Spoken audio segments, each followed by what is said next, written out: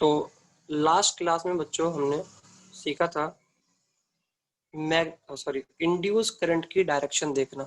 किसकी डायरेक्शन देखना बच्चों? इंड्यूस करंट की डायरेक्शन देखना हमने सीखा था। ठीक है, तो इंड्यूस करंट की डायरेक्शन में जो लास्ट क्वेश्चंस थे हमारे, ठीक है, वो लास्ट क्वेश्चन मैंने आपको कराया था, ये वाला देखिए, ये हमारा लास्ट क्वेश्चन था इंड्यूस करंट की डायरेक्शन के लिए। ठीक है, तो इसमें मैंने बोला था कि अगर ये लूप, देखो अगर ये लूप यहाँ पे, अभी मुझे तो क्या, अभी इस इंस्टेंट पे क्या इस लूप से कोई मैग्नेटिक फ्लक्स पास हो रहा है क्या? इस इंस्टेंट पे जब ये एंटर करना स्टार्ट हो रहा है, नहीं, अभी कोई इससे फ्लक्स पास नहीं हो रहा। जैसे ही ये एंटर करना स्टार्ट करेगा अंदर की तरफ, तो वैसे ही कुछ टाइम के बाद क्या इसकी सिचुएशन कुछ ऐसी नजर आएगी आपको? मान लो ये तो t इक्वल टू 0 की सिचुएशन है बच्चों, है ना? t equal to t time पे क्या ये लूप कुछ ऐसा नजर आएगा आपको? देखो, जिन बच्चों का डाउट है इस क्वेश्चन में वो देख लो, t equal to T time पे कुछ ऐसा नजर आएगा ना बच्चों? यस और नो? हाँ, तो अब मुझे तो क्या अब इससे पास होने वाला फ्लक्स धीरे धीरे बढ़ रहा है टाइम के साथ साथ? हाँ या ना? हाँ, अगर फ्लक्स बढ़ रहा है और इनटू दी प्लेन बढ़ रहा है तो क्या करंट इंड्यूस होगी? करंट इंड्यूस होगी, और इस तरीके से इंड्यूस होगी ताकि वो उस चीज को अपोज कर सके जिसकी वजह से वो खुद क्रिएट हो रही है। तो देखो यहाँ पे इनटू दी प्लेन फ्लक्स बढ़ रहा है, तो करंट को क्या इस तरीके से क्रिएट होना पड़ेगा ताकि वो अपना एक magnetic field out of the plane बना सके। और out of the plane magnetic field बनाने के लिए क्या उसे एंटी क्लॉकवाइज फ्लो होना पड़ेगा बच्चों? यस और नो? क्लियर हो गया डाउट? ठीक है, हाँ, इसलिए एंटी क्लॉकवाइज आंसर आया। ओके, चलो आगे एक और क्वेश्चन की हम लोग बात करते हैं। ठीक है, एक और क्वेश्चन मैं आपके सामने ले रहा हूँ, देखो अच्छा क्वेश्चन है, समझना इस चीज को। अच्छा, इस क्वेश्चन को करने से पहले, इस क्वेश्चन को करने से पहले मुझे एक चीज बताओ बच्चों आप। मुझे एक बात बताना, जैसे यहाँ यहाँ एक लूप है, इस क्वेश्चन को करने से पहले मैं कुछ एक्स्ट्रा चीजें पूछ रहा हूँ आपसे। एक लूप है, एक रिंग की तरह मान लो आप, ठीक है ना? अच्छा, अगर इस रिंग में करंट को फ्लो कराया जाए तो क्या ये एक बार मैग्नेट की तरह बिहेव कर सकती है? यस और नो? और इस रिंग में करंट को फ्लो कराया जाए तो क्या ये बार मैग्नेट की तरह बिहेव कर सकती है? याद करो, मैग्नेटिक फील्ड में पढ़ा है हमने ऐसा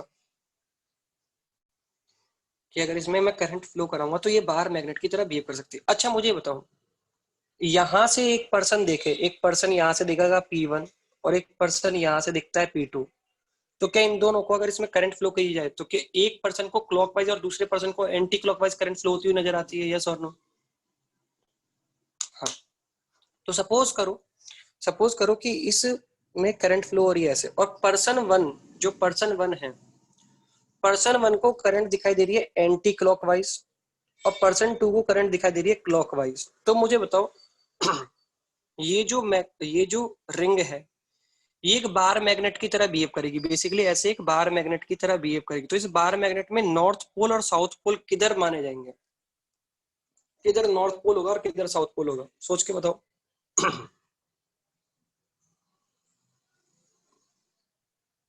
मैंने पढ़ाया था ये आपको अच्छे से। मैंने बोला था कि भाई आप इस रिंग को एक दीवार पे देखने की कोशिश करो, तो पर्सन वन को कौन सा पोल नजर आएगा और पर्सन टू को कौन सा पोल नजर आएगा, ये मैंने पूछा था।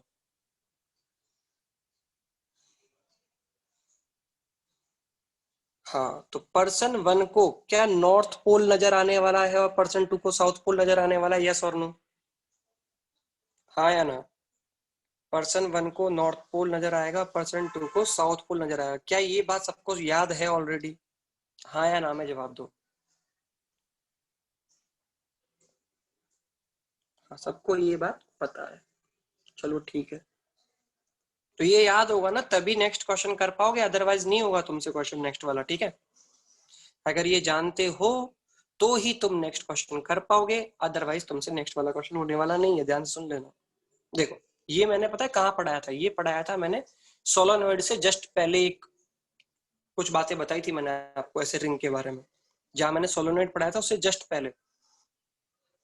जहां हम लोग एम्पियर सर्किटल लॉ से मैग्नेटिक फील्ड फाइंड कर रहे थे ना सोलेनॉइड में, उससे जस्ट पहले मैंने ये टॉपिक पढ़ाया था आपको। ओके, देखो आगे बात करते हैं। तो हम तो एक क्वेश्चन करने वाले थे, क्वेश्चन क्या है ध्यान से देखना। सपोज करो बच्चों ऐसा है, ये एक रिंग है, ठीक है, और ये एक रिंग की एक्सिस है, ठीक है, ये रिंग की क्या है बच्चों, एक्सिस है, ठीक है। इस एक्सिस पे यहाँ पे एक मैग्नेट रखी गई, यहाँ पे क्या रखी गई, एक मैग्नेट, ठीक है, यहाँ पे क्या रखी गई, एक मैग्नेट। इसका नॉर्थ पोल तो यहाँ पे है और साउथ पोल यहाँ पे है। क्या ये मैग्नेट एक मैग्नेटिक फील्ड क्रिएट कर रही होगी, यस और नो? मुझे तो क्या ये बाहर मैग्नेटिक अच्छा, वो मैग्नेटिक फील्ड, क्या मैग्नेटिक फील्ड लाइंस के फॉर्मेट में जनरेट हुआ होगा? ऐसे नॉर्थ टू साउथ होता है ना, मैग्नेटिक फील्ड लाइंस ऐसे जाती है, ऐसे ऐसे। तो क्या कुछ लाइंस ऐसा होगा कि कुछ लाइंस इस लूप से पास कर रही हो, यस और नो? यस और नो? हाँ, तो मुझे ये बात समझ में आई कि इस लूप से फ्लक्स पास हो रहा है, हाँ या ना? क्या इस लूप से फ्लक्स पास हो रहा है?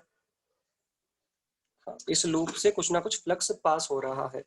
अच्छा, इस लूप से फ्लक्स पास हो रहा है, ठीक है, हमने ये बात मान ली कि इस लूप से कुछ ना कुछ फ्लक्स पास हो रहा है। अब मेरा ये डाउट है कि इस लूप से पास होने वाला फ्लक्स अभी कांस्टेंट है या वेरिएबल है, चेंज हो रहा है टाइम के साथ या कांस्टेंट है अभी इस इंस्टेंट पे? ये मैग्नेट रखी हुई है, ये भी अपनी दोनों अपनी पोजीशन पे रखे हुए हैं, रेस्ट में है, तो अभी तो कांस्टेंट होगा भाई।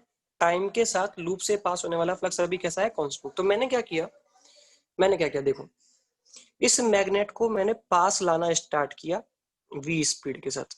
अगर इस मैग्नेट को मैं पास लाऊंगा तो क्या इस लूप से पास होने वाली number of magnetic field lines बढ़ने लगेंगी बच्चों, हाँ या ना? तो क्या इस लूप से पास होने वाला फ्लक्स चेंज होने लगेगा, यस और नो? हाँ, तो क्या इसके अंदर एक इंड्यूस करंट जनरेट होगी? हाँ, इसके पास एक इंड्यूस करंट।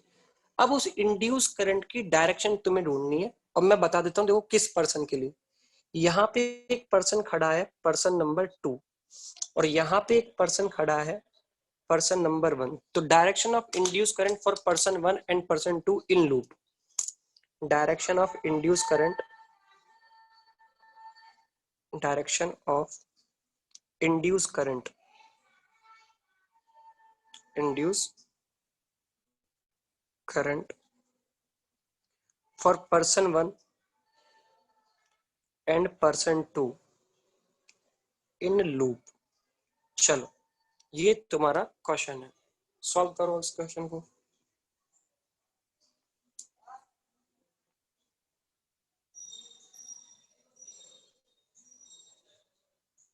सोचना, अब ऐसे नहीं है ना, सोच के करोगे तो ही क्वेश्चन का आंसर आएगा, ऐसे नहीं है। अच्छा, अब मुझे तो इस लूप में करंट के इंड्यूस होने का रीजन क्या फ्लक्स में चेंज होना है?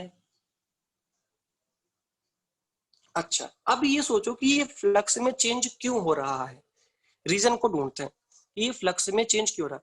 मुझे तो ये जो मैग्नेट है, इसके नॉर्थ पोल, इस मैग्नेट का नॉर्थ पोल पास आ रहा है इस लूप के, क्या इस वजह से फ्लक्स चेंज हो रहा है? बार मैग्नेट का नॉर्थ पोल पास आ रहा है लूप के, क्या इस वजह से फ्लक्स चेंज हो रहा है, हाँ या ना? तो क्या करंट ये चाहेगी कि ये बार मैग्नेट का नॉर्थ पोल पास ना आए, यस और नो? अपोज करेगी ना इसके पास आने को, हाँ या ना? ये रिंग में जो करंट इंड्यूस होने वाली है वो इस तरीके से इंड्यूस होगी ताकि ये नॉर्थ पोल जो पास आ रहा है इसको अपोज कर सके। अच्छा, मुझे तो इस नॉर्थ पोल को अपोज करने के लिए क्या रिंग के अंदर जनरेट होने वाला पोल, लेफ्ट साइड जनरेट होने वाला पोल क्या नॉर्थ बनना चाहिए? रिंग अपने अंदर एक बार मैग्नेट क्रिएट करेगी ऐसे, और क्या इस बार मैग्नेट में यहाँ पे नॉर्थ पोल अगर जनरेट हो गया और यहाँ पे साउथ पोल जनरेट, तो ये क्या अपोज कर देगी नॉर्थ पोल को पास आने का, यस और नो? अब ऐसा करने के लिए पर्सन वन को करंट कैसी नजर आनी चाहिए, जल्दी से बताओ। हाँ वेरी गुड, पर्सन वन को करंट नजर आनी चाहिए एंटी क्लॉकवाइज, और पर्सन टू को करंट कैसी नजर आनी चाहिए, क्लॉकवाइज। क्या सबको ये बात समझ में आ गई, हाँ या ना, यस और नो में रिप्लाई, सबको समझ में आया नहीं? अभी तो मैंने बताया इस रिंग में किस तरीके से करंट इंड्यूस हो ताकि इस एंड पे नॉर्थ पोल बने। तो पर्सन वन के लिए नॉर्थ पोल कब बनेगा, जब पर्सन वन को करंट कैसी घूमती हुई नजर आए, क्लॉकवाइज या एंटी क्लॉकवाइज? श्रेयांश बेटा उसमें कंफ्यूज हो जाओगे आप, एंटी क्लॉकवाइज। तो पर्सन वन के लिए इंड्यूस करंट की direction, for person one direction of induce current is anti clockwise. तो पर्सन टू के लिए क्या अपने आप डायरेक्शन क्लॉकवाइज हो जाएगी, हाँ या ना? आगे अभी सबको क्लियर हो चुकी है बातें मेरी, यस और नो? वेरी गुड, एक और क्वेश्चन करो चलो। एक और क्वेश्चन करो, ठीक है, वन मोर क्वेश्चन। आपको बोला गया ऐसे एक रिंग है, ठीक है, ये रिंग की एक्सिस है, यहां पे एक मैग्नेट रखी गई है, ठीक है, यहाँ पे इसका साउथ पोल है, यहाँ पे इसका नॉर्थ पोल है। अच्छा तुम में से ऐसे कितने हैं जिनको मैंने 10th क्लास में लेंज लॉ समझाया है, कितने हैं जिनमें 10th क्लास में लेंज लॉ मैंने समझाया था? काफी बच्चों को शायद मैंने पढ़ाया था ये, चाहे वो सीबीएसई बोर्ड का रहा हो चाहे वो आईसीएसई बोर्ड का रहा हो, उनको समझाई थी मैंने ये चीज, क्लास में ही बताई थी ये चीज। ठीक है चलो, हाँ, तो यहाँ पे एक साउथ पोल है और यहाँ पे एक नॉर्थ पोल है, ठीक है। अब हम क्या कर रहे हैं बच्चों, इस मैग्नेट के साउथ पोल को पास ला रहे हैं यहाँ पे, है ना। तो यहाँ पे है पर्सन नंबर 2 और यहाँ पे है पर्सन नंबर 1, ठीक है। अच्छा एक काम करो, ये डायरेक्शन ना अपोजिट कर लो, एक काम करो ऐसे करो कि साउथ पोल को दूर ले जा रहे हैं ऐसे, है ना, opposite direction, left side move करा रहे हैं हम मैग्नेट को। तो for P1 direction of induce current in loop and for P2 direction of current, direction of induce current for P1 and P2, direction of induce current, induced current for P1 and P2 in loop. चलो बच्चों सभी लोग करें। अच्छा अब मुझे बताओ क्या ये लूप ये चाहेगा कि साउथ पोल, देखो यहाँ पे साउथ पोल दूर जा रहा है, साउथ पोल दूर जा रहा है, इस वजह से फ्लक्स में चेंज आ रहे हैं। तो क्या ये लूप ये चाहेगा साउथ पोल दूर ना जाए, करंट यही चाहेगी ना कि भाई साउथ पोल दूर ना जाए, और साउथ पोल दूर ना जाए तो क्या उसे अट्रैक्ट करना चाहेगी ये, और अट्रैक्ट करने के लिए क्या इस लूप के अंदर जो मैग्नेट बन रही है उस मैग्नेट में यहाँ पे नॉर्थ और यहाँ पे साउथ पोल इंड्यूस होना चाहिए, हाँ या ना? तो ऐसा कब होगा, जब पर्सन 1 के लिए करंट कैसी फ्लो हो लूप में, एंटी क्लॉकवाइज, और पर्सन 2 के लिए करंट कैसी फ्लो, क्लॉकवाइज। क्या सबको मेरी बात समझ में आ चुकी है, यस और नो? तो for person 1 direction of induce current is anti clockwise, and for person 2 direction of induce current is clockwise, ठीक है। सभी को क्लियर है ये बात?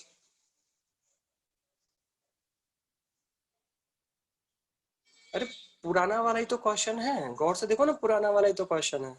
मुझे तो यहाँ पे इस लूप में इंड्यूस करंट जनरेट होने का रीजन कौन है, साउथ पोल का दूर जाना। देखो साउथ पोल दूर जा रहा है यहाँ से लूप से, तो साउथ पोल दूर जा रहा है, तो रिंग क्या चाहेगी, रिंग के अंदर जो करंट इंड्यूस हो रही है वो क्या चाहेगी कि साउथ पोल दूर नहीं जाना चाहिए। भाई फ्लक्स में चेंज क्यों हो रहा है, क्योंकि साउथ पोल दूर जा रहा था, साउथ पोल दूर जा रहा था। तो रिंग क्या चाहेगी कि भाई मेरे अंदर करंट ऐसे क्रिएट होगी ये साउथ पोल को मैं दूर ना जाने दूं, तो दूर ना जाने दूं तो अपने लेफ्ट साइड कौन सा पोल क्रिएट करना चाहेगी, नॉर्थ पोल, ताकि वो साउथ को अट्रैक्ट करे और दूर ना जाने दे, हाँ या ना? तो यहाँ नॉर्थ पोल क्रिएट होगा, यहाँ साउथ पोल। तो पर्सन 1 के लिए करंट कैसी फ्लो हुई, एंटी क्लॉकवाइज, और पर्सन 2 के लिए करंट कैसी फ्लो हुई, क्लॉकवाइज। क्लियर? Very good. चलो, अब यहाँ से ना एक क्वेश्चन बनता है, ऐसे रिंग के सेटअप में एक क्वेश्चन बनाया जाता है, मैं बताता हूँ आपको क्या है ना, जनरली पूछ लेते हैं उस क्वेश्चन को, तो देखना ध्यान से,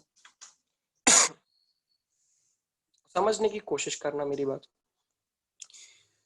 ठीक है। एक एग्जांपल मैं आपके सामने रख रहा हूँ, क्वेश्चन है बहुत अच्छा बनता है, देखो ऐसा है कि एक रिंग है, ठीक है, ये एक रिंग है जो हॉरिजॉन्टल प्लेन पे रखी गई है, हॉरिजॉन्टल प्लेन पे रखी गई है, ठीक है। एक रिंग है जिसे हमने हॉरिजॉन्टल प्लेन पे रख रखा है, ठीक है, और ये इसकी एक्सिस है, ठीक है। ये इसकी क्या है बच्चों, एक्सिस, हॉरिजॉन्टल प्लेन में एक रिंग को रख रखा है हमने, ठीक है। और हम क्या कर रहे हैं, इसकी एक्सिस पे, यहाँ पे देखना ध्यान से, ये एक मैग्नेट है, बार मैग्नेट, ये बार मैग्नेट का नॉर्थ पोल है और ये बार मैग्नेट का साउथ, है ना। इसे यहां से रिलीज कर रहे हैं, इसे यहां से क्या कर रहे हैं, रिलीज कर रहे हैं, ठीक है। अच्छा, अगर बार मैग्नेट को रिलीज किया तो क्या ये ड्यू टू द ग्रेविटी नीचे आएगी अलोंग द एक्सिस, हाँ या ना। हॉरिजॉन्टल प्लेन पे रिंग रखी हुई थी, ठीक है, और ये रिंग को आपने फिक्स कर रखा है, ये रिंग मूव नहीं कर सकती, ठीक है, रिंग जो है वो मूव नहीं कर सकती। तो आपसे पूछा गया बच्चों, acceleration of bar magnet, acceleration of bar magnet is E, is A, acceleration of bar magnet is, acceleration of bar magnet कितना दिया है आपको A, और आपसे ऑप्शन पूछ रहे हैं which option is correct, A is equal to G है, second option A greater than G है, third option A less than G है, fourth option can not be predict, can not be determine,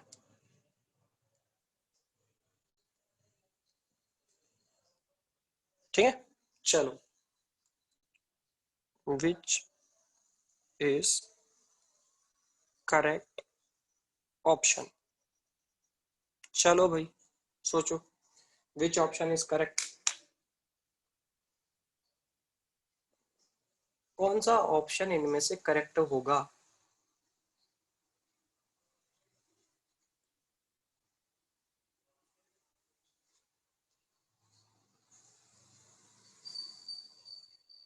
इनमें से कौन सा option correct होगा, सोचो सोचो सोचो, सब लोग कर सकते हो, काफी बच्चों के तो आंसर आ गए हैं।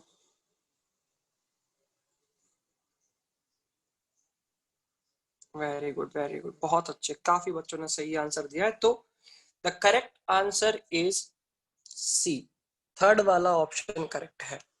क्यों करेक्ट है उसका रीजन देखते हैं। मुझे बताओ बच्चों, अगर ये मैग्नेट को आपने रिलीज किया तो क्या इसका नॉर्थ पोल एक्सिस पे पास आ रहा है रिंग के, हाँ या ना। क्या नॉर्थ पोल एक्सिस से पास आ रहा है रिंग के, अच्छा नॉर्थ पोल पास आ रहा है तो इसके अंदर एक इंड्यूस करंट जनरेट होगी लूप में, और इंड्यूस करंट इस तरीके से जनरेट होगी ताकि वो अपनी एक्सिस पे एक मैग्नेट बना सके, एक बार मैग्नेट बना सके ऐसी, जिसमें यहाँ पे नॉर्थ पोल हो और यहाँ पे साउथ पोल हो, हाँ या ना। अपोज करना चाहिए ना इसके पास आने का, हाँ या ना। तो एक ऐसा मैग्नेट बनाएगी बार मैग्नेट, यस और नो में रिप्लाई दो। ये लूप क्या इंड्यूस करंट की हेल्प से एक बार मैग्नेट बनाएगा और वो बार मैग्नेट नॉर्थ पोल के पास आने का अपोज करेगी, तो यहाँ पे नॉर्थ पोल जनरेट होगा, और यहाँ पे नॉर्थ पोल जनरेट होगा। तो अब सोचो बार मैग्नेट के ऊपर जो फोर्स है, अगर बार मैग्नेट के ऊपर फोर्स देखा जाए तो बार मैग्नेट पे देखो, सबसे पहले ये नॉर्थ पोल था, ये साउथ पोल था, इस पे एक तो एम जी लग रहा होगा डाउनवर्ड डायरेक्शन में, और एक क्या मैग्नेटिक फोर्स लग रहा होगा रिपल्सिव डायरेक्शन में, यस और नो। तो जो नेट फोर्स है क्या वो एम जी से कम हो चुका है, नेट फोर्स जो है क्या वो एम जी से कम हो चुका है। अगर नेट फोर्स एम जी के बराबर होता तो एक्सेलरेशन हम लोग लिखते बच्चों जी, अगर नेट फोर्स एम जी के बराबर होता तो हम लोग एक्सेलरेशन लिखते जी। पर क्या यहाँ पे एक्सेलरेशन देखो, गौर से देखो, तुम अगर ऐसे लिखते हो M G minus F M equal to M A, तो देखो ए की वैल्यू आ रही है G minus F M by M, yes और नो। तो यहाँ पे जो एक्सेलरेशन ऑफ द मैग्नेट आ रहा है, क्या वो जी से कम आने वाला है बच्चों? हाँ या ना? जी से माइनस हो गया ना, तो एक्सेलरेशन ऑफ द मैग्नेट क्या होगा? जी से कम होगा। अच्छा, ये सिचुएशन कब थी? जब ये रिलीज मैग्नेट इस हॉरिजॉन्टल प्लेन से ऊपर है। सपोज करो दूसरे वाले केस में ऐसा हो गया, कुछ टाइम के बाद क्या ये एक्सिस को क्रॉस कर जाएगा? हो सकता है कि एक्सिस को क्रॉस कर जाए, एम जी ज्यादा है। अगर एम जी की वैल्यू ज्यादा हुई मैग्नेटिक फोर्स से, तो क्या ये एक्सिस को क्रॉस कर जाएगा बच्चों? और एक्सिस को क्रॉस कर जाएगा तो कुछ टाइम के बाद क्या इसकी पोजीशन ऐसी दिखाई देगी? देखो, कुछ टाइम के बाद इसकी पोजीशन ऐसी दिखाई देगी। देखो, ये जो बार मैग्नेट मूव कर रही है उसकी पोजीशन ऐसी दिखाई देगी यहाँ साउथ और यहाँ नॉर्थ, और ये नीचे जा रहा होगा एक्सिस को क्रॉस करने के बाद। हाँ या ना? तो जब एक्सिस को क्रॉस करने के बाद नीचे जा रहा होगा, तो क्या साउथ पोल के दूर जाने की वजह से इंड्यूस करंट क्रिएट होगी? हाँ या ना? साउथ पोल के दूर जाने की वजह से क्या इंड्यूस करंट क्रिएट होगी? जब तक बार मैग्नेट ऊपर है तब तक तो ऐसा हुआ, जैसे ही बार मैग्नेट इसको क्रॉस कर गया तो क्या ऐसी सिचुएशन दिखाई देगी बच्चों हमें? यस और नो? और इस सिचुएशन में जो लूप के अंदर फ्लक्स क्रिएट होगा, उसके क्रिएट होने का रीजन है साउथ पोल का दूर जाना। तो साउथ पोल के दूर जाने का रीजन है यहाँ पे। तो क्या ये एक अपने आप में एक बार मैग्नेट बनाएगी, जिसमें जिसमें देखो यहाँ पे नॉर्थ पोल हो और यहाँ पे साउथ पोल हो? हाँ या ना? ये रिंग अपने अंदर एक इंड्यूस करंट क्रिएट करेगी ताकि ये साउथ पोल को दूर जाने से रोके। यस और नो?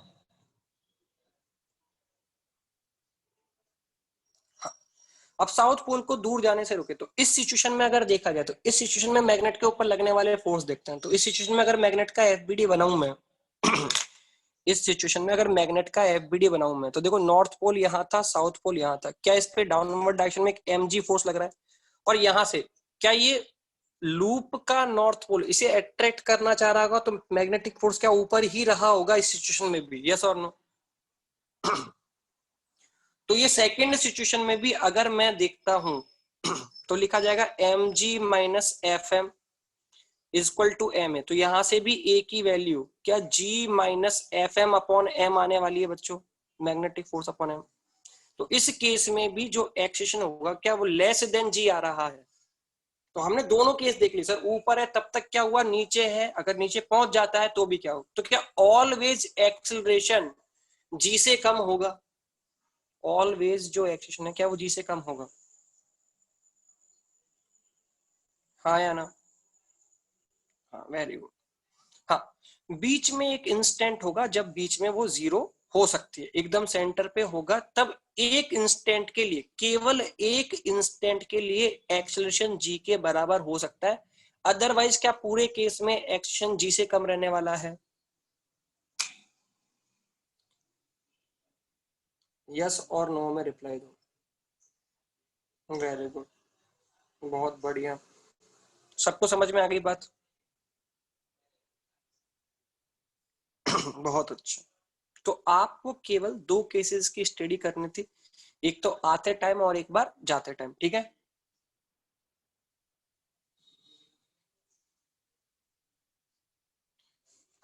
तो ऐसा अगर कोई क्वेश्चन आया तो क्या आप क्वेश्चन को कर पाओगे? वैसे मैंने ये दूसरा केस पता है क्यों लिया? आपको तो हमेशा पता है क्या दिया जाएगा, आपको ऐसा दिया जाएगा ये हॉरिजॉन्टल प्लेन पे ही रखी हुई है, तो प्लेन से कभी नीचे थोड़ी आ सकती है मैग्नेट? यस और नो? भाई प्लेन तक ही तो आ पाएगी, ऐसा हवा में आपको, एयर में ऐसा नहीं, इसको फिक्स नहीं करेंगे हम लोग, ठीक है? इसको किसी सरफेस पे, हॉरिजॉन्टल सरफेस पे रखा जाएगा। तो हॉरिजॉन्टल सरफेस पे रख के क्या दो टाइप के क्वेश्चन बनाए जा सकते हैं, एक तो इस केस में और एक इस केस में। यस और नो? हाँ या ना? तो आपको मैंने दोनों क्वेश्चन एक बार में ही समझाने की कोशिश की है, ठीक है?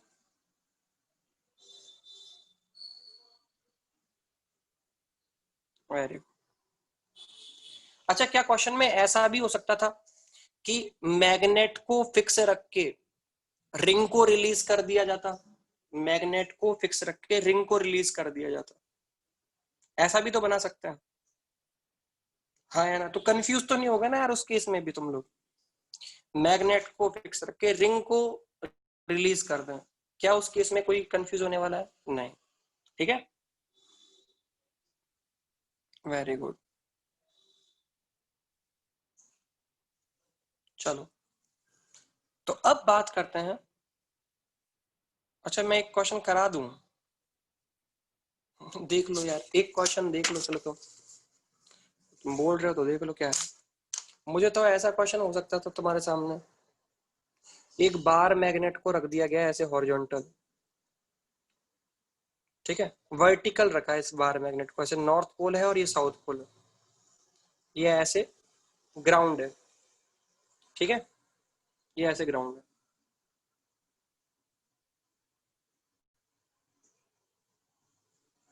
ओके, और इसको रख दिया फिक्स हमने, इसको रख दिया हमने फिक्स। अब सोचो कि यहाँ पे एक लूप है, यहाँ पे एक लूप है, इसको रिलीज कर रहे हो आप, इसको आप क्या कर रहे हो, रिलीज कर रहे हो। इसको क्या कर रहे हो आप, रिलीज कर रहे हो। अच्छा, इसको अगर रिलीज करोगे तो जैसे जैसे नीचे आएगा, क्या इससे पास होने वाला फ्लक्स चेंज होगा? हाँ सर, फ्लक्स। तो अगर आपसे एक्सेलरेशन ऑफ रिंग पूछा जाए तो क्या आप क्वेश्चन को कर पाओगे? देखो, यहाँ पे रिंग पास आ रही है नॉर्थ पोल के, तो क्या करंट ये चाहेगी कि ये नॉर्थ पोल के पास ना जाए?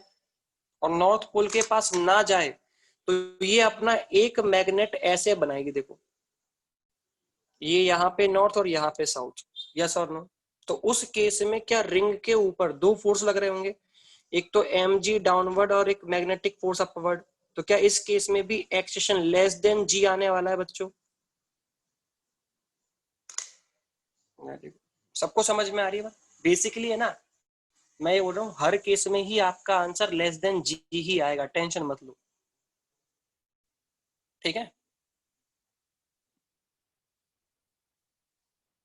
ओके, चलो, अब बात करते हैं बच्चों हम लोग मैग्नीट्यूड ऑफ करंट के बारे में। कई बच्चे बोल रहे हैं कि सर अगर रिंग को रोटेट किया जाए तो क्या होगा? ठीक है, मुख भाई आगे सारे क्वेश्चन आएंगे, टेंशन मत लो। देखो, मैंने बोला था अभी मैं केवल डायरेक्शन ऑफ करंट की बात कर रहा हूँ, ठीक है, अभी मैग्नीट्यूड बाकी है और फिर काफी सारे कॉम्बिनेशन बाकी है हमारे। तो अब डायरेक्शन देखना सीख गए हम लोग, तो अब आगे के क्वेश्चन जो अच्छे अच्छे क्वेश्चन आएंगे, जहाँ रोटेशन करवाएंगे, कुछ भी करवाया जाए, तो वहां हम क्वेश्चंस के बारे में डीलिंग करेंगे कि अब इस सिचुएशन में डायरेक्शन ऑफ करंट क्या होनी चाहिए और मैग्नीट्यूड। तो अब मैं मैग्नीट्यूड और डायरेक्शन दोनों को कंबाइंड करके आगे क्वेश्चन पूछने वाला हूँ, ठीक है। तो जितने डाउट तुम लोग पूछ रहे हो वो आगे सॉल्व हो जाएंगे, ठीक है। ओके, तो अब हेडिंग लिखो बच्चों, हमने डायरेक्शन देखना सीख लिया, डायरेक्शन कैसे देखते हैं। अब आगे हमारे पास क्वेश्चन आने वाले हैं मैग्नीट्यूड ऑफ करंट। तो मैग्नीट्यूड ऑफ करंट के बारे में सीखते हैं, मैग्नीट्यूड ऑफ करंट कैसे कैलकुलेट की जाती है, क्या लॉ है और लॉ क्या बोलता है हमसे, ठीक है। तो देखो, magnitude of current, magnitude of induce current लिखो यार, तुम करंट मत लिखो, बहुत गलत चीज हो जाएगी, इंड्यूस करंट ही लिखो तुम, ठीक है। मैग्नीट्यूड ऑफ इंड्यूस करंट ही लिखो, मैग्नीट्यूड ऑफ इंड्यूस करंट।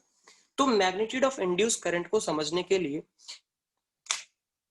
अच्छा मुझे तो ये इलेक्ट्रोमैग्नेटिक इंडक्शन के बारे में सबसे पहले किसने बताया था? इलेक्ट्रोमैग्नेटिक इंडक्शन के बारे में सबसे पहले किसने बताया था? Michael Faraday. तो उन्होंने ही सबसे पहले मैग्नीट्यूड ऑफ करंट के बारे में बात की।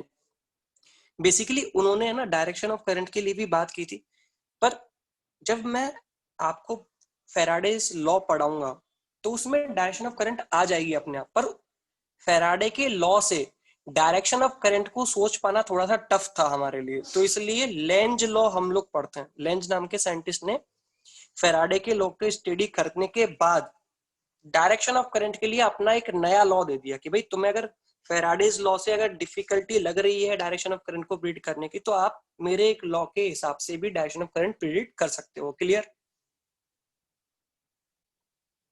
तो बेसिकली सारी बातें स्टार्टिंग में किसने बताई है? फेराडेज ने। लेंज बाद में आया था, उसने डायरेक्शन ऑफ करंट ही केवल समझाई है हमें, ठीक है। हाँ, तो लिखो फेराडेज लॉ, ठीक है, फेराडेज लॉ। अब ये लॉ क्या बोलता है और इन्होंने कैसे सोचा इसके बारे में, ये सारी बातें मैं आपको बताऊंगा। ठीक है, तो फैराडेज लॉ का स्टेटमेंट लिखो। स्टेटमेंट क्या है? सबसे पहले, अच्छा मैं तुम्हें पहले कुछ चीजें एक बार क्लियर कर देता हूँ, फिर फैराडेज लॉ का स्टेटमेंट भी मैं लिखा दूंगा। मुझे एक चीज बताओ, क्या यहाँ पे करंट के क्रिएट होने का रीजन चेंज इन फ्लक्स है? हाँ या ना? अगर तुम्हारे सामने एक स्टेटमेंट आ जाता है बच्चों, the reason of induce current is change in magnetic flux, yes और नो, ये स्टेटमेंट करेक्ट है या नहीं है? तो मैं तुम्हारे लिए बता दूं कि ये स्टेटमेंट करेक्ट नहीं है। तुम लोग कुछ भी सुन के आंसर दे देते हो, तुम दिमाग तो लगाते हो नहीं। मैं बोल रहा हूं, the reason of induce current is change in magnetic flux, yes और नो। क्या मैग्नेटिक फ्लक्स में चेंज होने की वजह से करंट, इंड्यूस करंट क्रिएट होती है? हाँ या ना? अरे अभी तो बोला सही नहीं है ये, फिर भी यस बोल रहे हो तुम लोग। क्या मैग्नेटिक फ्लक्स चेंज होने की वजह से इंड्यूस करंट क्रिएट होती है? एक बच्चा केवल सही सोच रहा है, बाकी सब गलत सोच रहे हैं। एक बच्चा बोल रहा है कि सर नहीं, सही नहीं है ये, और उसने रीजन भी बताया क्यों सही नहीं है।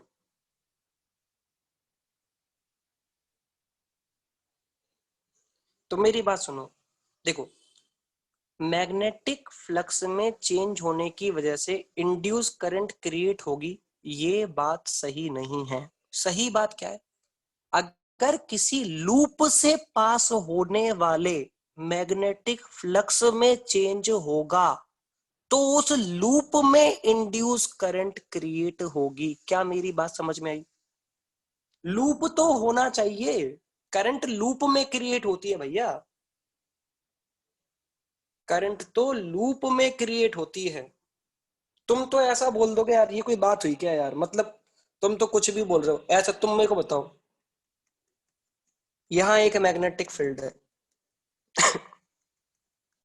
या एक मैग्नेटिक, मैंने तुम्हारे सामने ऐसा रख दिया,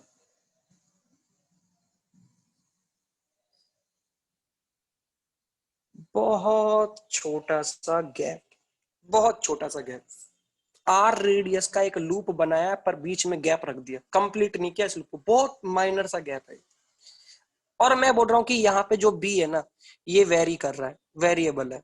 मुझे बताओ, इस एरिया से पास होने वाले फ्लक्स में चेंज हो रहा है या नहीं हो रहा है? हो रहा है ना फ्लक्स में चेंज। एक एरिया से पास होने वाले फ्लक्स में चेंज दिख रहा है तुम्हें? हाँ या ना? पर क्या यहाँ करंट इंड्यूस होगी? नहीं, लूप कहाँ है भैया? स्टेटमेंट समझ में आया तुम्हें? क्या फ्लक्स में चेंज होने की वजह से हमेशा करंट इंड्यूस होती है? सही बात या गलत बात? It is a true statement और अ रॉन्ग स्टेटमेंट? गलत बात है भाई, है ना? किसी लूप से पास होने वाले फ्लक्स में अगर चेंज होगा तो ही करंट इंड्यूस होगी, अदरवाइज नहीं होगी। ठीक है?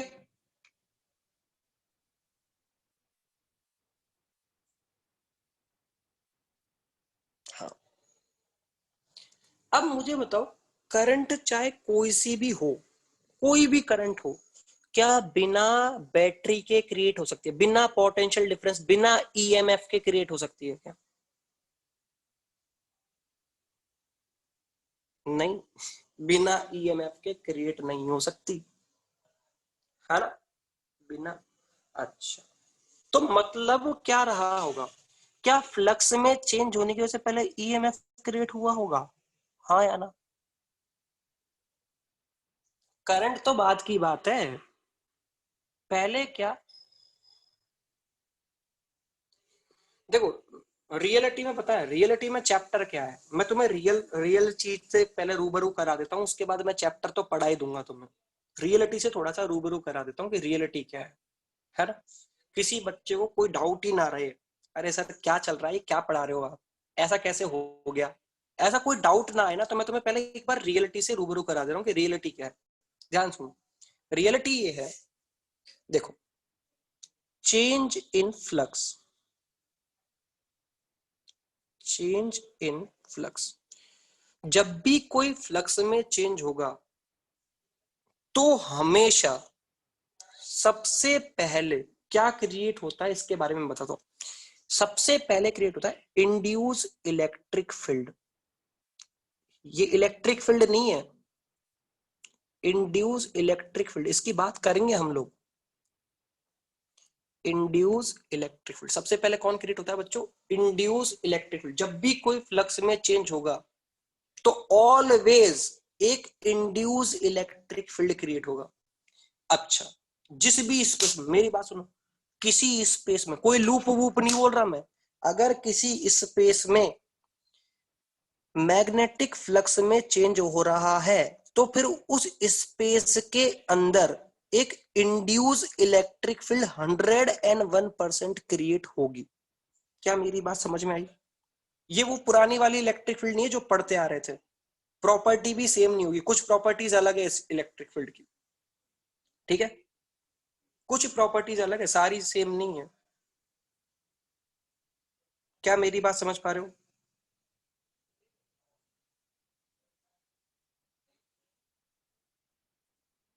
हाँ। और मैं तुम्हें बताऊंगा इसका पता कैसे चला, ऐसे नहीं, ऐसे तुक्के नहीं मार रहा मैं तुम्हें बिल्कुल फील करा दूंगा कि ये क्यों आई, एकदम रीजन के साथ बता दूंगा कि ये क्यों आई है, ठीक है।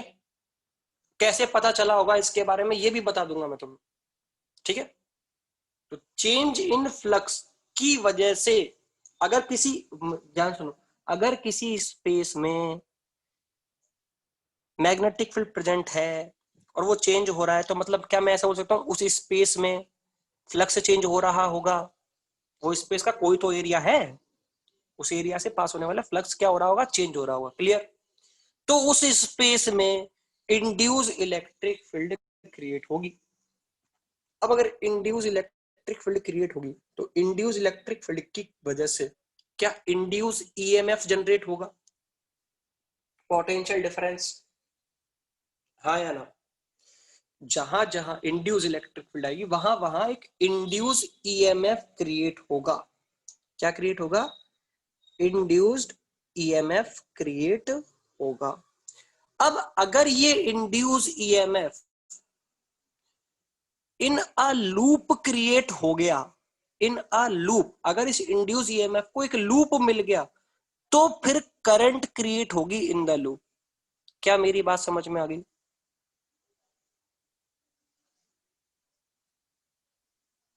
हाँ या ना। अच्छा, तो मुझे बताओ, अगर मैं तुमसे ऐसा पूछूं, चेंज इन मैग्नेटिक फ्लक्स की वजह से ऑलवेज करंट इंड्यूस होती है, ट्रू और false? No. Change in magnetic flux की वजह से always induce electric field generate होती है एंड इंड्यूस ईएमएफ जनरेट होता है, यस और नो? हाँ, ये सही है। इंड्यूस इलेक्ट्रिक फील्ड क्रिएट होगा ही होगा, इंड्यूस ईएमएफ क्रिएट होगा ही होगा। अब अगर वो किसी लूप में जनरेट हो गए तो फिर वहां करंट आ जाएगी, हाँ या ना। इंड्यूस ईएमएफ और इंड्यूस इलेक्ट्रिक फील्ड को क्रिएट होने के लिए लूप की जरूरत नहीं है, पर करंट को क्रिएट होने के लिए लूप की जरूरत थी। क्या मेरी बात सभी बच्चों को समझ में आ चुकी है? अब ये चैप्टर क्या है ना, ये चैप्टर क्या है ना, हम थोड़ा सा उल्टा पढ़ते हैं। वो जो रियलिटी बताओ, रियलिटी में हमें क्या पढ़ना चाहिए था, चेंज इन फ्लक्स, और फिर पढ़ना चाहिए था चेंज इन फ्लक्स की वजह से इंड्यूस इलेक्ट्रिक फील्ड क्या जनरेट हुई, फिर उस इंड्यूस इलेक्ट्रिक फील्ड की वजह से इंड्यूस ईएमएफ क्या जनरेट हुआ, और फिर उसकी वजह से अगर लूप में है तो करंट कितनी जनरेट हुई, यस और नो, ऐसे पढ़ना चाहिए था चैप्टर, हाँ या ना। पढ़ना ऐसे चाहिए, पर मैं तुम्हें उल्टा पढ़ा रहा हूँ चैप्टर, पूरा चैप्टर मैं उल्टा पढ़ाने वाला हूँ ताकि तुम्हें समझने में आसानी हो। अगर मैं तुम्हें इस वे में पढ़ाऊंगा ना चैप्टर, तो तुम 101% कंफ्यूज हो जाओगे पूरे चैप्टर में। जिस वे में ये पूरा चैप्टर दिखा रहा हूं ना मैं, अगर इस वे में मैंने चैप्टर पढ़ा दिया तो तुम 100% कंफ्यूज हो। तो मैं तुम्हें उल्टा पढ़ा रहा हूँ चैप्टर। मैंने क्या पढ़ाया पहले, change in magnetic flux in a loop. मैं यहां से डायरेक्ट यहां आ गया। अब लूप में करंट इंड्यूस करना सीख जाओ, ईएमएफ सीखोगे सबसे पहले। करंट की डायरेक्शन सीख गए, तो जब यहाँ पे मैग्नीट्यूड लिखोगे तो सबसे पहले तुम सीखोगे ईएमएफ। ठीक है, ठीक है। और ईएमएफ के बाद हम सीखेंगे क्या, इंड्यूस इलेक्ट्रिक फील्ड। क्लियर हो गई सबको मेरी बातें? सबसे पहले सीख रहे हैं मैग्नीट्यूड ऑफ करंट, फिर सीखेंगे इंड्यूस ईएमएफ बिना लूप के। बिना लूप के क्या इंड्यूस ईएमएफ की रेट होता है? हाँ होता है, तो देखेंगे कितना रेट होता है। फिर बिना लूप के इंड्यूस इलेक्ट्रिक फील्ड कितनी जनरेट होती है वो देखेंगे। क्लियर? अभी जितनी भी कहानी पढ़ रहे हैं वो सब लूप के लिए पढ़ रहे हैं, बाद में स्पेस के लिए पढ़ेंगे, स्पेस में क्या हो रहा होता अगर लूप नहीं होता तो। ठीक है,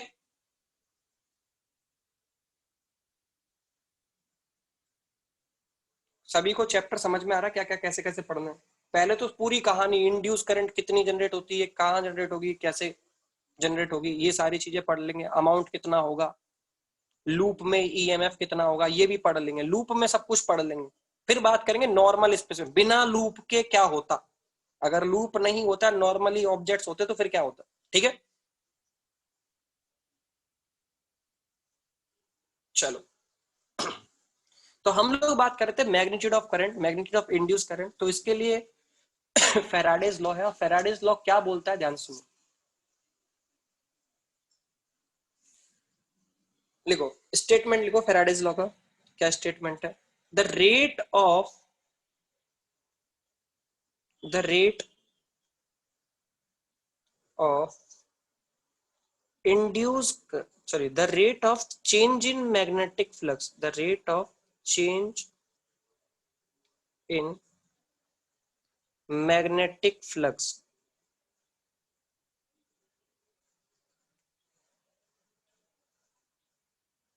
the rate of change in magnetic flux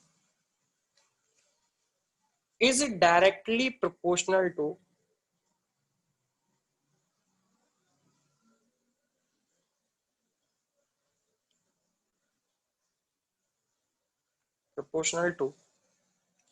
induced EMF, induced EMF। ठीक है, the rate of change in magnetic flux is directly proportional to induced EMF। The rate of change in magnetic flux is directly proportional to the induced EMF in the loop, in loop। ठीक है, अगर किसी loop से पास होने वाला magnetic flux change हो रहा है तो उसकी रेट निकालो, किस रेट से चेंज हो रहा है। तो देखो, according to the Faraday's law क्या है, फेराडेज लॉ ने बोला कि इंड्यूस ईएमएफ जो होगा, ईएमएफ इंड्यूस, ये डायरेक्टली प्रोपोर्शनल होता है माइनस dt के, और प्रोपोर्शनलिटी कांस्टेंट यहाँ पे होता है बच्चों 1। तो इंड्यूस ईएमएफ को क्या ऐसे लिख सकता हूं मैं, ईएमएफ इंड्यूस, ये डायरेक्ट इक्वल होगा minus D five by D T, minus D five by D T के।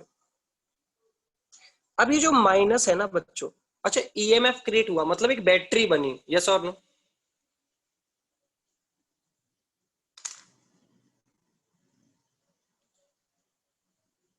ईएमएफ क्रिएट हुआ मतलब क्या बनी, एक बैटरी बनी।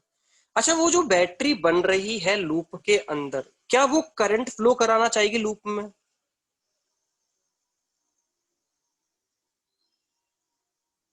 अच्छा, वो करंट किधर फ्लो कराना चाहेगी, जल्दी बताओ। चेंज इन मैग्नेटिक फ्लक्स की डायरेक्शन में या उसके अपोजिट डायरेक्शन में?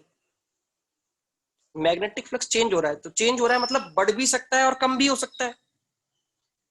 तो बढ़ रहा है तो क्या ईएमएफ इस तरीके से क्रिएट होगा कि वो मैग्नेटिक फ्लक्स के पर सेकंड बढ़ने की रेट को अपोज करे।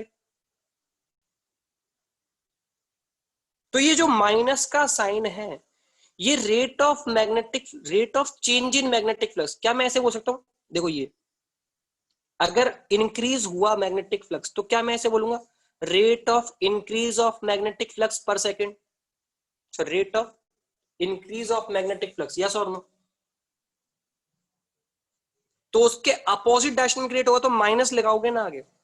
तो ये तो ईएमएफ जो इंड्यूस हुआ है, ये हमें बैटरी बैटरी कैसे लगानी चाहिए उसके लिए ये माइनस का साइन यहाँ पे आगे बता रहा है। क्या ये बात सबको समझ में, माइनस आगे क्यों है?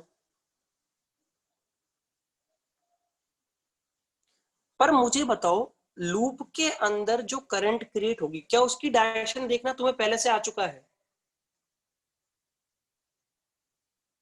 लूप के अंदर जो करंट क्रिएट होगी, क्या उसकी डायरेक्शन देखना तुम्हें पहले से आ चुका है? तो तुम्हें इस माइनस के साइन से कोई लेना देना है क्या? फेराडे के लॉ ने तो माइनस लगाया क्योंकि वो खुद, देखो फेराडे के आने से पहले तो लेंज प्रेजेंट था ही नहीं, लेंज लॉ था ही नहीं तब तक।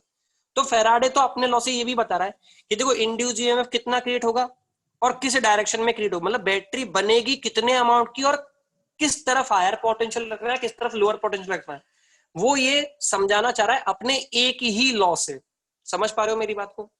वो अपने एक लॉ से इंड्यूस करंट की डायरेक्शन को भी बताना चाह रहा है, ताकि बैटरी लगाओगे तो किधर करंट फ्लो होनी चाहिए, और मैग्नीट्यूड भी बताना चाह रहा है इंड्यूस ईएमएफ का। क्लियर हो रही है मेरी बात?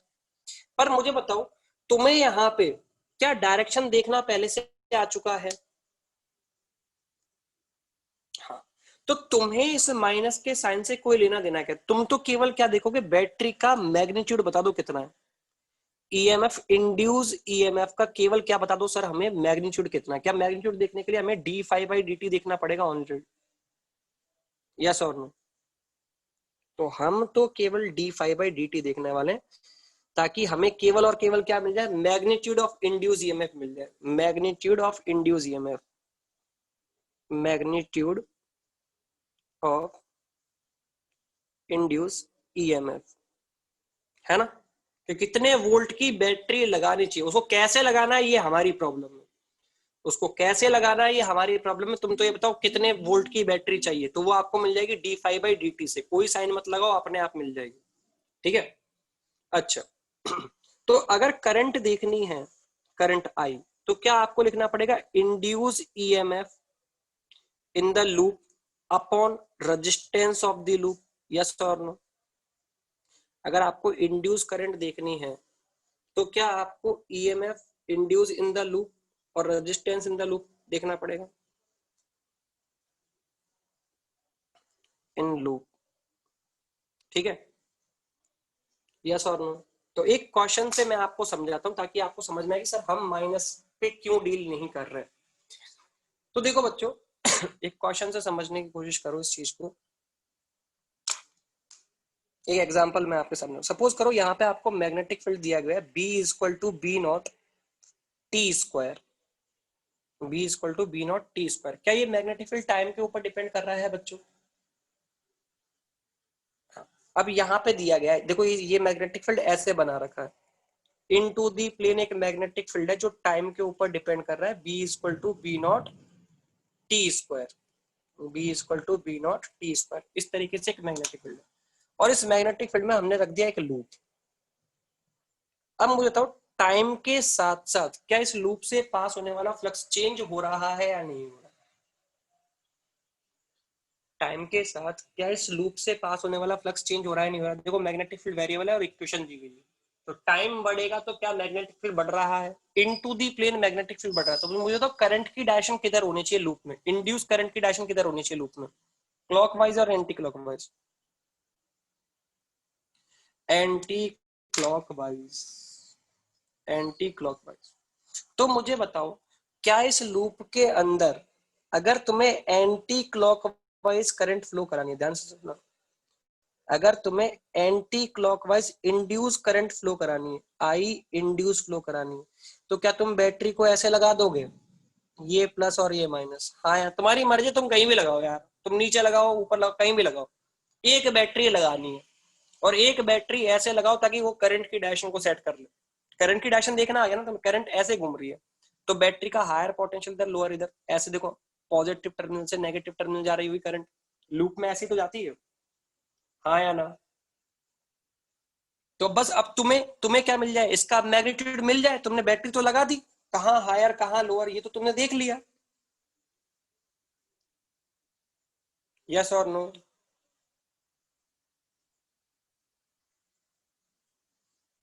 अब तो तुम्हें केवल क्या मिल जाए, बैटरी का वोल्टेज मिल जाए। तो इंड्यूस ईएमएफ का जो मैग्नीट्यूड होगा, मैग्नीट्यूड ऑफ इंड्यूस ईएमएफ, इसको कैसे देखते हैं बच्चों, D five by D T. तो D five by D T कैसे करोगे, D five by D T करने के लिए सबसे पहले फाइव लिखो। तो फाइव की वैल्यू कितनी है, फाइव की वैल्यू बी डॉट ए। तो देखो बी कितना है, बी है बी नॉट टी स्क्वायर, और एरिया कितना है, pi small R square. Clear है? मान लो इसकी रेडियस है स्मॉल आर। ठीक है, तो क्या ये फाइव हो गया बच्चों, और फाइव का डिफरेंशिएशन करोगे D five by D T, तो इसका डिफरेंशिएशन करोगे तो कितना हो जाएगा, ये हो जाएगा two B naught pi R square into T. Yes और नो? क्या ये D five by D T हो जाएगा? D five by D T आ गया तो मतलब इंड्यूस ईएमएफ आ गया। अब इंड्यूस ईएमएफ आ गया तो करंट निकालनी है, इंड्यूस करंट। इंड्यूस करंट, तो इंड्यूस करंट निकालने के, सपोज करो इस लूप का रेजिस्टेंस दिया हुआ है आपको आर ओम, कैपिटल आर ओम इसका रेजिस्टेंस दिया हुआ है। तो क्या आप लिख दोगे, two B naught pi R square T upon capital R, this is the induce current in the loop. Yes और नो में रिप्लाई दो। This is the induce current in the loop. हाँ या ना में जवाब दो। क्या सभी को समझ में आ गया? सबसे पहले फाई लिखो, फाई का डिफरेंशिएशन करो टाइम के रेस्पेक्ट में, तो ईएमएफ का मैग्नीट्यूड आ जाएगा। और करंट की डायरेक्शन देखना हम लेंज लॉ से जानते हैं, तो बैटरी को हम अपने अकॉर्डिंग लगा लेंगे, बैटरी को हम अपने अकॉर्डिंग लगा लेंगे। क्या ये बात सबको समझ में आ चुकी है? मैं फिर से बता देता हूँ। देखो यहाँ पे मैग्नेटिक फील्ड दिया था B equal to B naught T square, एक लूप दिया जिसकी रेडियस स्मॉल आर है और रेजिस्टेंस है कैपिटल आर। तो अब इस लूप से पास होने वाला फ्लक्स चेंज हो रहा है, तो टाइम के अकॉर्डिंग देखो magnetic field into the plane बढ़ रहा है, तो इस लूप से पास होने वाला फ्लक्स इनटू दी प्लेन बढ़ रहा है। तो करंट क्या चाहेगी, इस फ्लक्स को इनटू दी प्लेन कम करना चाहेगी। तो उसके लिए क्या, करंट अपनी डायरेक्शन को एंटी क्लॉकवाइज रख के एक आउटवर्ड मैग्नेटिक फील्ड क्रिएट करेगी ताकि इस फ्लक्स को कम कर सके। तो करंट फ्लो होनी चाहिए थी एंटी क्लॉकवाइज। करंट कैसे फ्लो होनी चाहिए थी, अब करंट की डायरेक्शन पता चल गई, तो बैटरी लगा सकते हो ना तुम अपने अकॉर्डिंग। एक बैटरी लगानी है बस लूप में, एक बैटरी लगानी है बस। तो उस एक बैटरी का ईएमएफ तुम्हें पता करना है, तो कैसे पता करोगे, EMF induce equal to D five by D T. तो सबसे पहले इस लूप से पास होने वाला फ्लक्स लिखा। फ्लक्स कैसे लिखते हैं बच्चों, B vector dot A vector. तो मुझे तो यहाँ पे बी वेक्टर का डायरेक्शन तो इनटू दी प्लेन है, तो क्या एरिया वेक्टर की डायरेक्शन भी इनटू दी प्लेन मान लेंगे। तो बी डॉट ए करोगे तो आपके पास आएगा B naught T square pi R square. ये हो गया फ्लक्स, बी की वैल्यू आ गई, ए की वैल्यू आ गई, और कॉस थीटा में थीटा हो गया 0। तो ये तो हो गया फाइव। अब फाइव का डिफरेंशिएशन करो टाइम के रेस्पेक्ट में, तो टाइम के रेस्पेक्ट में डिफरेंशिएट करोगे तो ये हो जाएगा टाइम के रेस्पेक्ट में। देखो B naught pi R square तो कॉफिशिएंट है टी स्क्वायर का, तो ये तो बाहर आ गए। टी स्क्वायर का डिफरेंशिएशन हो जाएगा टू टी, तो ये टू टी बन गया। देखो तो ये हो गया इंड्यूस ईएमएफ। अब करंट निकालने, करंट कैसे लिखते हैं बच्चों, induce EMF upon resistance of the loop, resistance of the loop. तो induce EMF in the loop ये रहा, divided by resistance of the loop कर दिया, तो करंट इन द लूप आ जाएगी बच्चों हमारे पास।